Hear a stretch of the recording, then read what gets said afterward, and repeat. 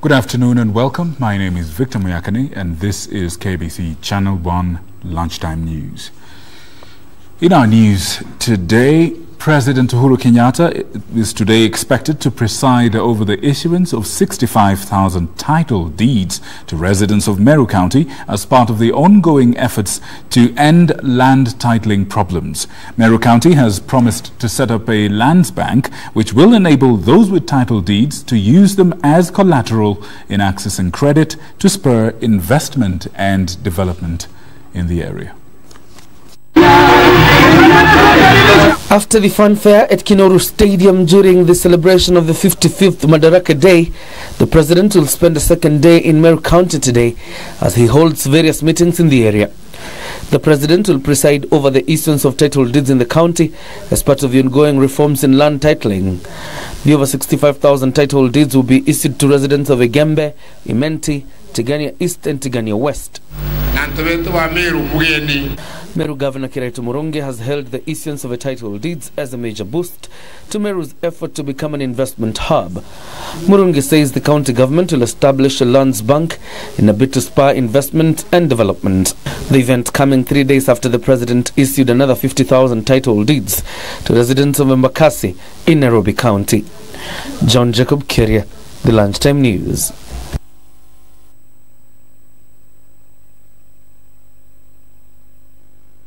Now the news, the National Police Service is warning individuals in Turkana East and Tiati constituencies said to be mobilizing youth in preparation for attacks in the area. In a security alert posted on the police website, security chiefs in the two constituencies have been put on high alert to prevent any form of attacks.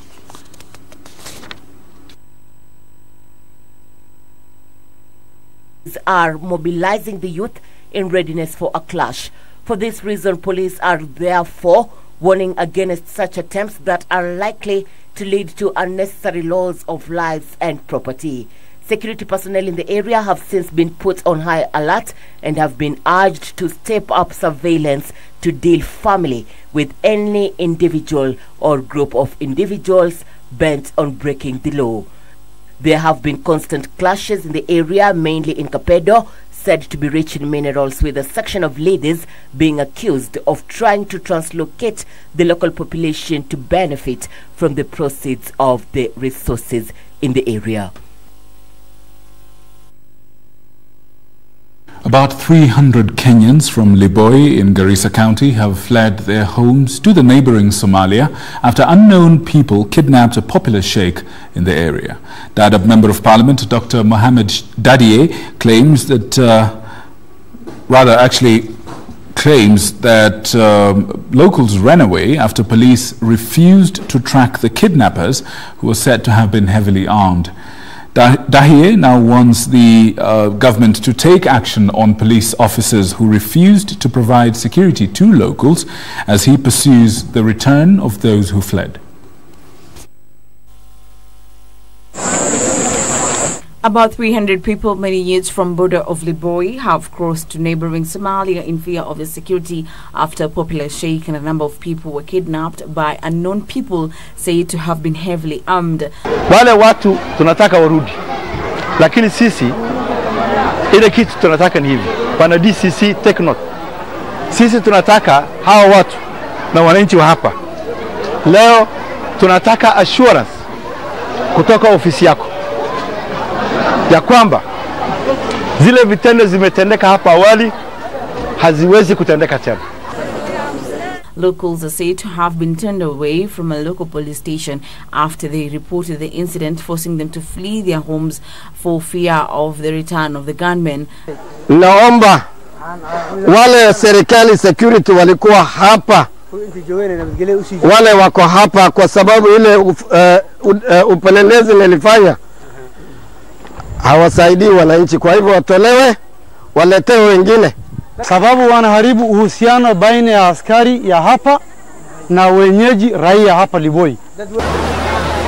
The Dadaab Sub-County Commissioner Harun Kamau and the Dadaab Member of Parliament Dr. Mohamed Dahir led a team to Dobli in Somalia to persuade those who fled to return home, assuring them of their security. Nao ndio tutaenda kuchukua wale wengine wametoka Dobli waendelee kukaa kwa kambi huko kwa sababu wao sio wa Kenya.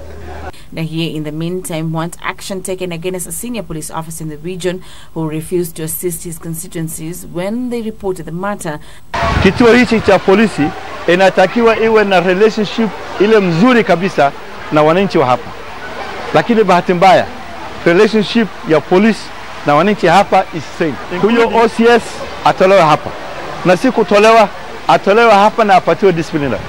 The sub-county commissioner promised to pursue the matter, saying police officers are supposed to provide security to Kenyans, and it was unfortunate that such an incident happened. Tunataka uhusiano wa serikali baina ya serikali na raia iwe imeendelea vizuri sana.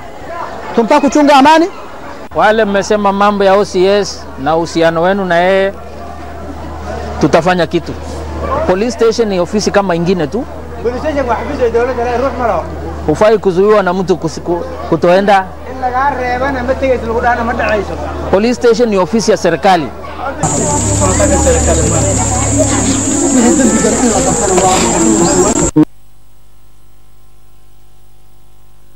Muslim clerics in Mombasa want the Muslims in the country to unite and openly confront any religious extremism and terror in the country.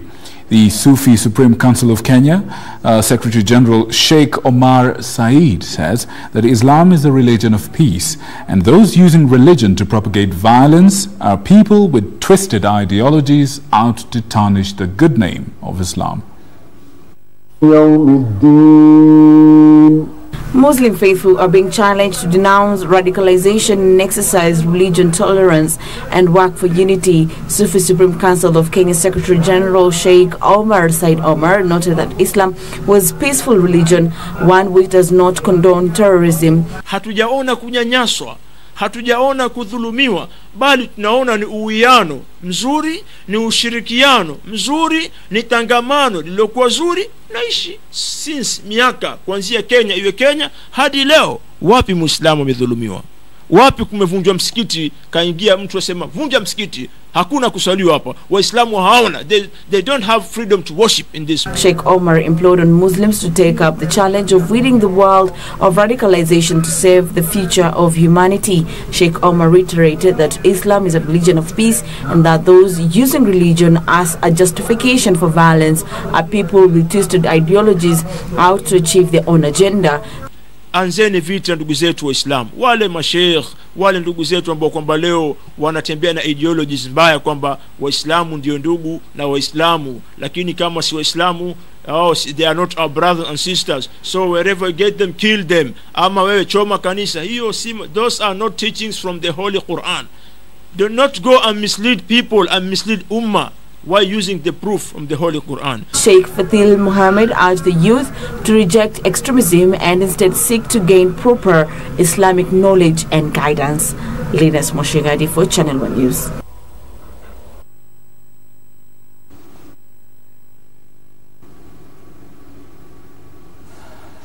Now, for those of you who wish to comment on the news that we have actually aired so far, feel free to do so on the SMS line 22162, starting with the name KBC, and we'll be happy to sample that. Of course, those of you who prefer Twitter, you could use our handle at KBC Channel 1 and at Muyakane, and once again, we'll be happy to sample your feedback live on air. In other news, police officers and chiefs in Kajiado County have been accused of abetting charcoal burning and illegal logging. County Commissioner David Kipkemei warned that stern action will be taken against corrupt officers supporting illicit trade.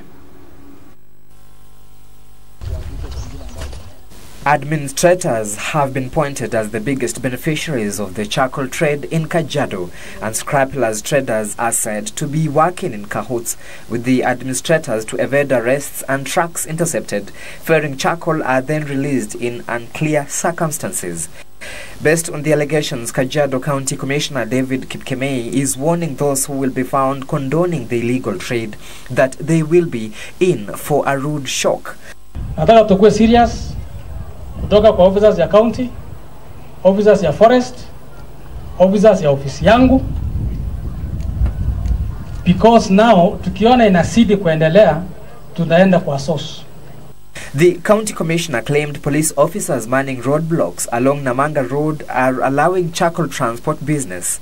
Kajiado Governor Joseph Ole Lenku said public forests in Kajiado County are on serious threat, directing his environment department to curb illegal logging. Kuna misitu zetu ambayo imeingiliwa sana na watu wa kukata makaa, haswa eneo ya Oldonyorok na sehemu zingine za Kajiado East.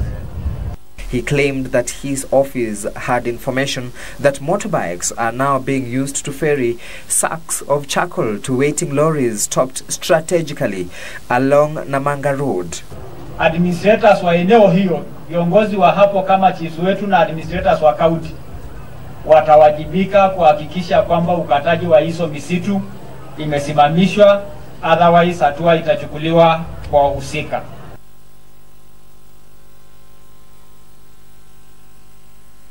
Taita Taveta County Commissioner Rhoda Onyancha has warned chiefs in the county against purporting to mediate in rape cases. Onyancha claimed that the administrators were acting as intermediaries in settling rape incidences or rape cases and thus denying the victims justice in the name of sweeping the vice under the carpet.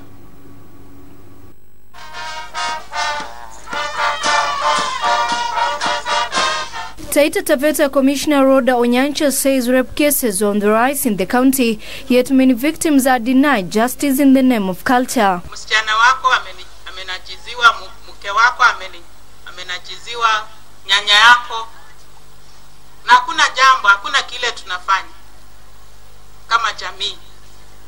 Onyancha said her office has information that some administrators were acting as deal brokers in rape cases between victim families and the offenders, hence allowing the vice to thrive. Kama mambo haya yanafanyika katika jamii na bado tunasema hatujui nani analifanya hili, basi mimi na county commander hapa tutajua namna gani. She said the vice had reached an alarming rate, with elderly women becoming the latest targets. Tuweze kujua ni nani huyu anafanya mambo haya katika jamii, ili tuweze kuhakikisha kwamba ameshikwa na kaweza kushtakiwa.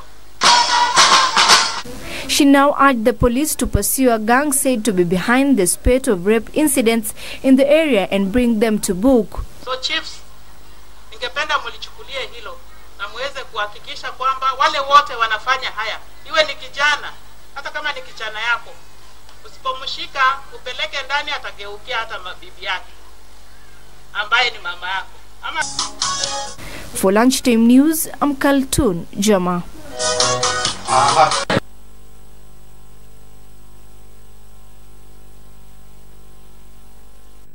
Elsewhere in Tana River County, leaders have pledged to revive two major irrigation schemes in the area to boost the local economy and create employment opportunities.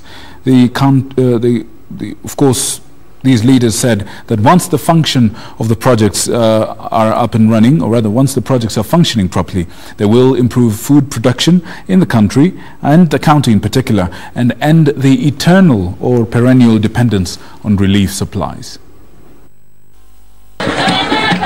Tana River Deputy Governor Salim Batuyo said the county was in the process of reviving Hola and Bura irrigation schemes and the 10 irrigation projects in the county. Batuyo said to ensure the projects become a success, the county government had set aside funds for seeds, fertilizers and other farm input for use by farmers. Tuna mipango ya kuona kwamba maji yanapokauka basi sisi kama serikali tutanunua mbegu na fertilizer ili tuweze kugawanyia wananchi. Wakati mafuriko yatakapokauka, maji yatakaporegea chini, basi wananchi waweze kuendelea na upanzi wa vyakula. Senator Juma Wario said he will push the Agriculture and Irrigation Cabinet Secretary Mwangi Kiunjuri to revive the two major schemes in order to end the culture of begging for relief food in the county. Kwa sababu gani tunaletewa ration na hapa kuna Hola irrigation scheme ambayo haifanyi kazi? Ni lazima tujue kama nyinyi hamutalima, watu ya Hola mtatueleza kama hamuna haja nayo, lakini Hola irrigation scheme ni lazima ifanye kazi. The leaders have threatened to sue Kengen for the floods that have ravaged the area, saying the state agency should compensate locals for the losses.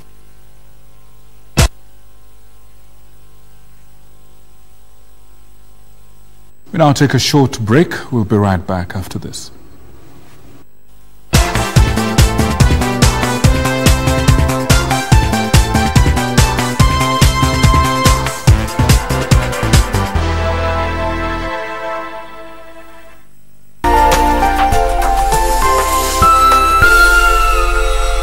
Je, waweza fanya nini kwa dakika 4? Na mega dola. Unaweza piga chef? Na mega dola. Kila kitu ni mega. Waweza pika ugali? Na mega dola. Pesa hapa ni mega. Na mega dola. Labda waweza fua nguo? Ni mega. Na mega dola. Ama unaweza tengeneza milioni 30. 4 minutes are enough to win big with Mega Dollar. Just go to Lipa na M-Pesa, select Pay Bill, enter business number 295888, enter account name KBC, deposit 10 shillings or more, enter your PIN and press OK, then choose 10 numbers from 1 to 80 and send to 29588. And you can win up to 30 million shillings every 4 minutes. Deposit, play and win with Mega Dollar. The big game for big winners.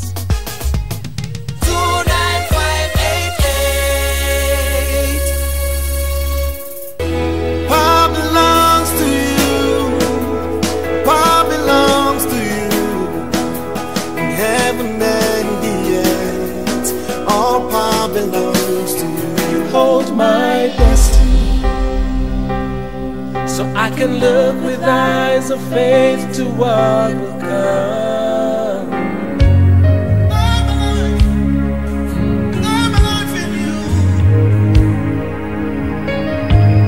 Resurrection power. I lift my hands in total adoration unto you.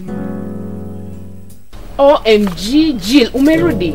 Did I just say OMG? Siku hizi pia mimi lugha naielewa. Shiro, where's my baby? I dare you, jaribu kunipiga.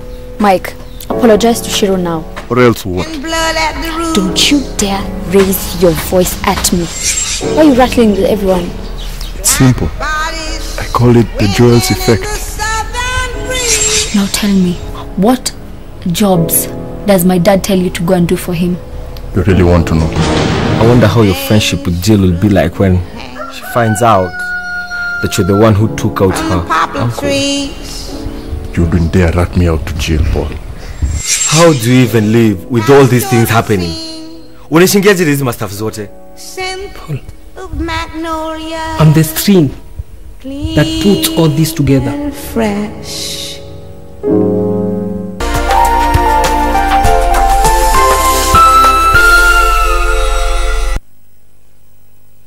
Flower farm in Naivasha, once the largest in the world, recorded a harvest of 6.5 million stems of rose flowers per day, is now a shell.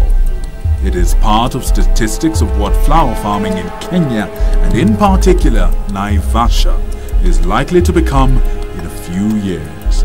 The closure of Karuturi has left behind pain. Hivi naomba serikali ingilie katikati, nilipo pesa yangu niende. Kama kuna bali kama wata nichukua nikae niende kwangu. Bali nitaenda hata kama niende nitasaidiwa na watu huko mbele. Watakuangaikia hapa Naivasha. Anguish and frustrations. Sina uwezo ingine yoyote ninaweza kufanya. Serikali tu, baba yetu hajui. Over 6,000 people robbed of their livelihoods and years of sweat as government and other stakeholders watched. This Sunday at 9 p.m., John Jacob Curia brings you the feature The Thorny Flowers, painful tales of those rendered jobless by the closure of flower farms and why the government stands accused over the closure.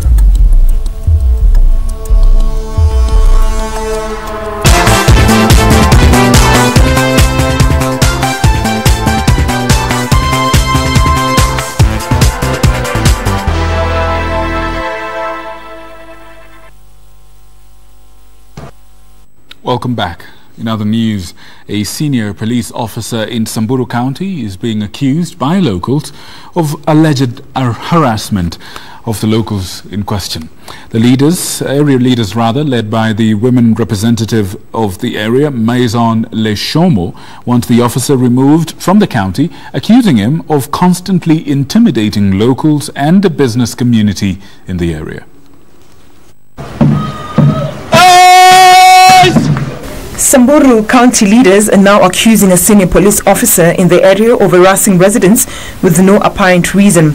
The leaders, led by a Samburu woman representative, claim the police officer had outlived his usefulness in the area and should be transferred.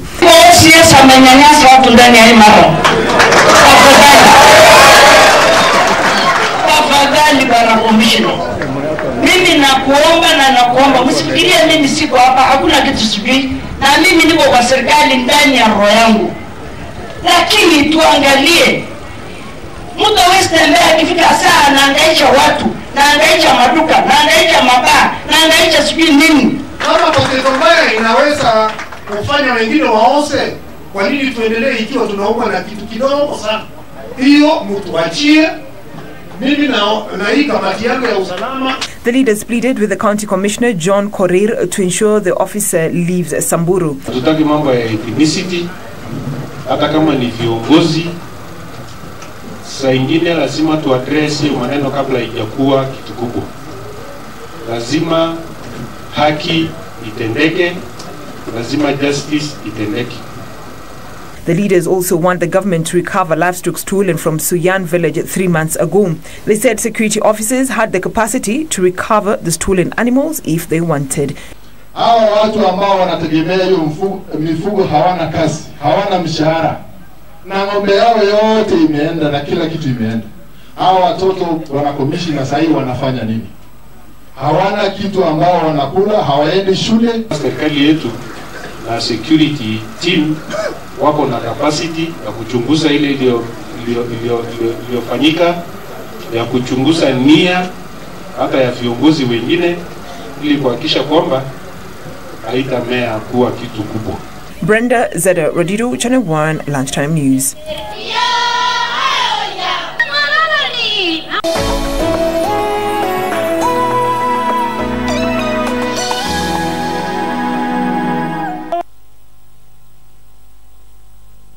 On the international scene, at least 12 Al-Shabaab militants have been killed in a new airstrike southwest of Somalia's capital, Mogadishu. This is, of course, according to the U.S. military.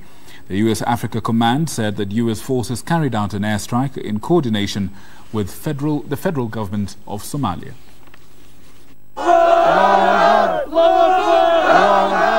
AFRICOM said that its assessments indicated that no civilians were killed in the attack. The command said that U.S. forces continue to use all authorized appropriate measures to protect U.S. citizens and to disable terrorist threats. Meanwhile, Al-Shabaab militants took control of the town of Mokokori in Hiran region in central Somalia. The capture follows a massive attack by militants on Friday afternoon. Local residents said that Somalia government forces stationed in the town engaged in fierce fighting with the militants but later withdrew to nearby areas. The U.S. Africa Command says that it has carried out 14 airstrikes so far this year against Al-Shabaab, which continues to hold some rural areas in the war-torn nation.